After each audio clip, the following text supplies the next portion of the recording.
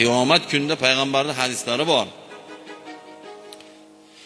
Odamlarning ichida eng yaxshi inson kim bo'ladi? Odamlarga qaysidir yo'nalishda ko'proq foydasi tekkan ummatim eng zo'r ummatim bo'ladi deganlar. Batta faqat Qur'ondan dars beradigan qori ustozlar demaganlar hadisda. Yo faqat madrasada hadisdan, fiqhdan, e'tiqoddan, aqoid masalalardan dars beradigan faqat mudarris demaganlar.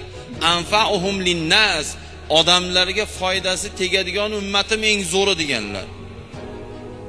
Mana shu yerda o'tirgan hunaringiz bilan, bilimingiz bilan, mashinangiz bilan, kuchingiz bilan shetdagi vodil ahliga foydangiz tegyaptimi? Oshna do'ppingizni yechib turib osmonga oting. Siz yaxshi ummatsiz siz. Zararingiz tegyaptimi? Tavba qiling.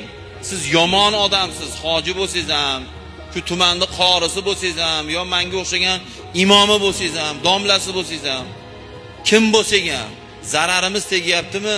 U yomon odam bo'ladi.